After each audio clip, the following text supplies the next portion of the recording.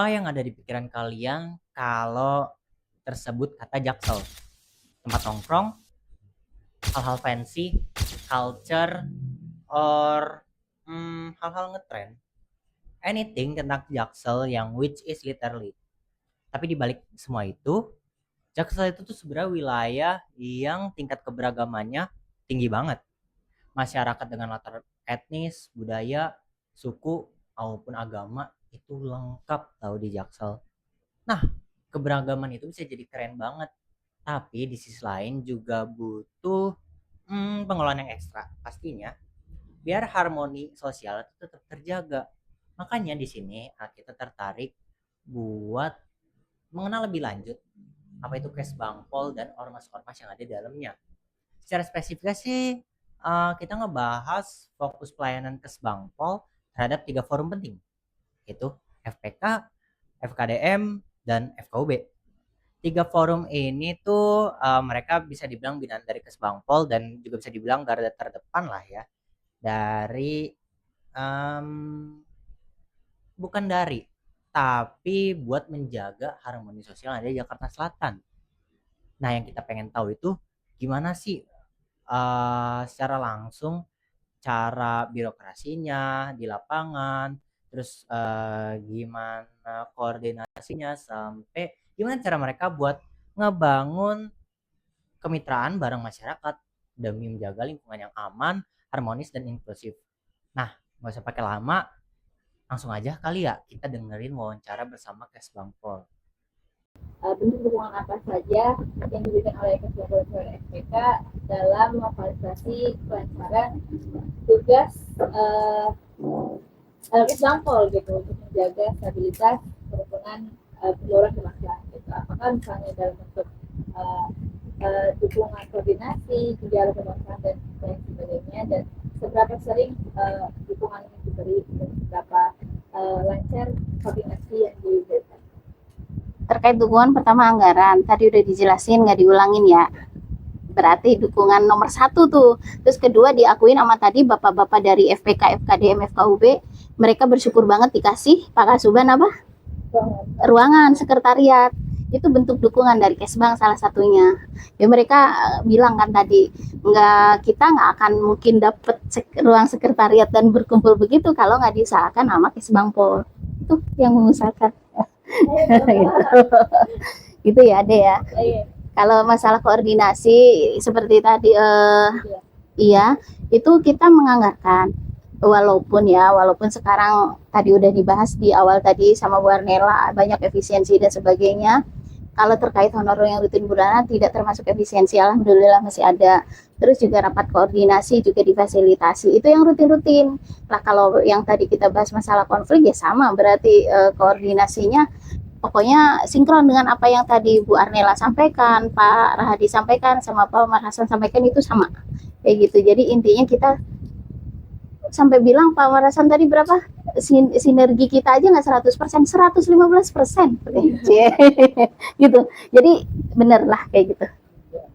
Tadi saya ingin bertanya mengenai program, apakah Kesbangpol memiliki program khusus yang dijalankan untuk mendukung pembangunan kebangsaan di Jakarta Selatan, dan bagaimana dalam perencanaan itu FPK dilibatkan, bagaimana dialog itu terjadi, dan bagaimana aspirasi mereka diberikan? Program khusus pasti ada, khusus untuk pembinaan FPK ada, khusus dengan kegiatan-kegiatan Kesbang, kita ngomong general di 3 subkel ya, berarti di Kesbang Selatan. Semua kegiatan yang ada yang kita laksanakan itu melibatkan semua forum-forum. Kan kamu pernah magang di sini. Iya. Misalkan Pak Umar jangan tanya lagi dong. Iya kan? Itu pembuktiannya kamu pas magang.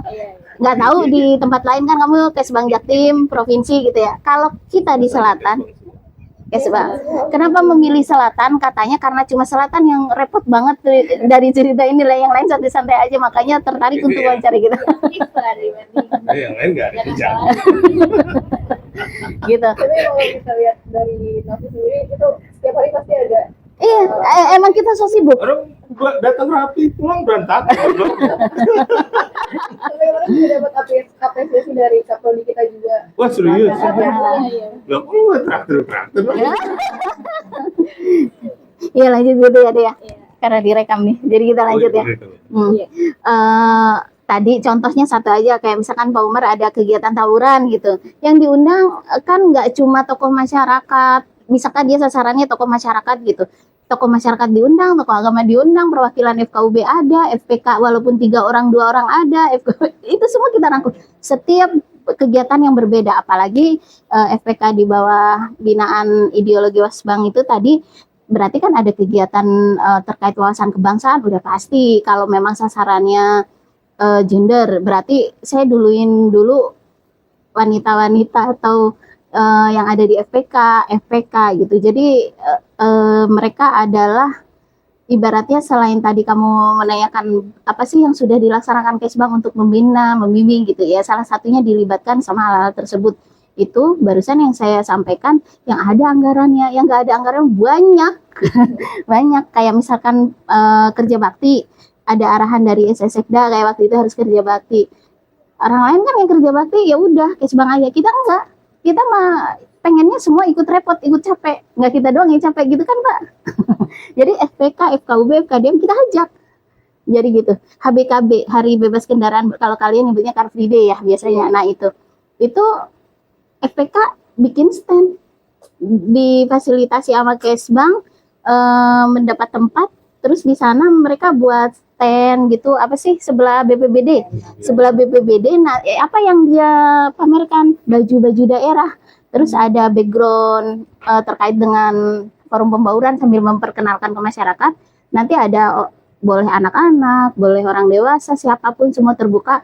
Foto di background itu pakai baju daerah free gratis gitu kan, jadi pada seneng ya sambil memperkenalkan ini loh baju daerah sini, ini baju daerah situ. Kan tadi Bu Arnella menyatakan bahwa FPK dibentuk untuk kebinekaan. Oke, baik. Selanjutnya saya ingin bertanya mengenai respon terhadap isu keberagaman gitu.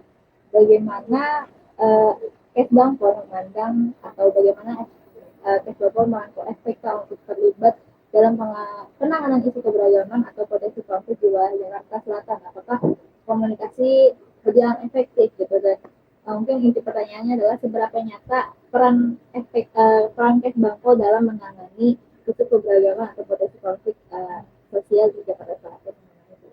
Ya, pertanyaannya udah kejawab sebenarnya di nomor 1, 2 yang enggak tadi, sebenarnya makanya saya bilang ini udah kejawab ya gitu. Cuma mempertegas berarti jawabannya yang tadi. Berarti kenapa ada tokoh-tokoh ini untuk menyelesaikan itu sebenarnya fungsinya. Kalau kalian nanti baca di Permendagri nomor 34 itu, di situ fungsi mereka adalah membangun komunikasi. Jadi menjembatani antar etnis yang kalau terjadi konflik itu fungsinya di situ. Nah, Kesbang tadi udah dijelasin kan panjang kenapa ada Bandung gitu. Kesbang kan kakinya nggak panjang nih sampai bawah, setidaknya kita memfasilitasi dan mereka lah yang melaksanakan komunikasi apa seperti itu. Tapi kita tetap mendukung gitu.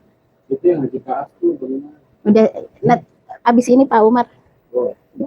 Oke, baik. Selanjutnya Gitu ya. pertanyaan mengenai tantangan pembinaan. Ini belum kelar nih. Perasaan aku udah panjang ngomongin dari tadi. Iya, dua pertanyaan lagi. Oh iya. Tantangan pembinaan dalam membina FPK jadi organisasi masyarakat untuk kebawaan kebangsaan, apakah ada tantangan yang sering dihadapi Kesbang dalam melakukan pembinaan atau koordinasi organisasi? Tantangan Komunikasi.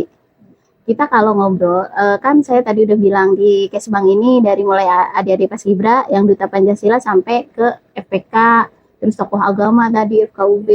Pola komunikasinya jelas berbeda kan. Kita ngobrol dengan beliau-beliau itu anggota FKUB, anggota FPK itu adalah orang yang sudah selesai dengan hidupnya, berarti tadinya mantan pejabat ini, mantan ini. Komunikasinya harus berbeda. Kita tidak bisa menekan atau mendikte. Jadi komunikasinya di situ tantangannya. Tapi jadi seni. Beda dengan kita komunikasi dengan adik-adik yang masih muda, anak-anak sekolah. Tapi lebih seru sih. Jadi tantangan, bukan hambatan. Oke, baik. Apalagi gangguan. Karena dia udah tahu ATHG tadi. Udah dijejar Mama Rasan tadi. Oke, Oke, lanjut menuju akhir. Apakah Kesbangpol memiliki mekanisme evaluasi kinerja FPK? Lalu apakah Bapak Ibu dalam meningkatkan kualitasnya terhadap FPK juga kayak ini evaluasi timbal balik gitu? Oke. Apakah ada? Ada dong, sangat ada. Pertama, adik-adik nanya dulu nih yang di timur, di Dewasma nggak? Atau minimal tahulah ya laporan-laporan FPK di Jakarta nggak? Iya, karena aku di FKDM.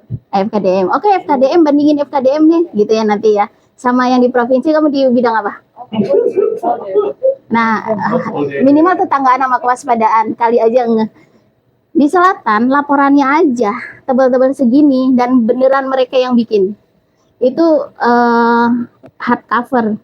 Itu tiap bulan. Sebelum tanggal tadi kan udah dibahas mereka dapat uang kehormatan lah karena dikit nggak gede jadi sebetulnya uang kehormatan tiap bulan. Sebelum kita transfer mereka tuh udah pasti nyerahin itu. Beda dengan saya lama di provinsi jadi tahu itu laporan FKDM nggak secakep inilah udah intinya gitu, berjuang nagihnya. Nah kalau di sini nggak ditagih pun mereka nyetor setiap bulan.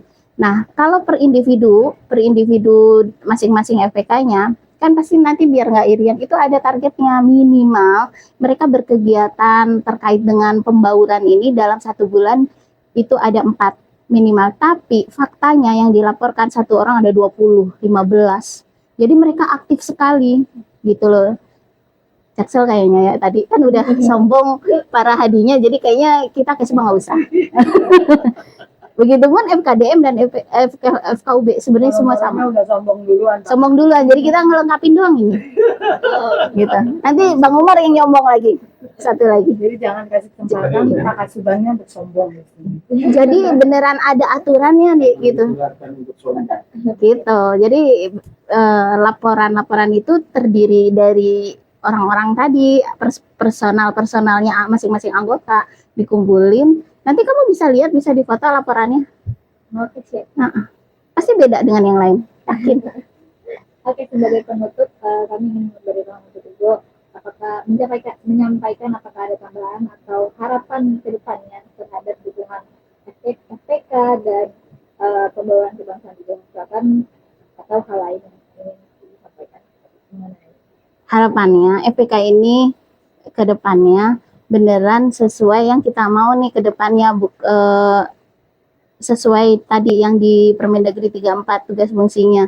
Kalau yang kayak tadi Bu Arnela sampaikan itu pinginnya kita Kesbang cuma salah satu yang kayak budaya, parade apa yang kayak gitu-gitu kan bilang parade ini itu.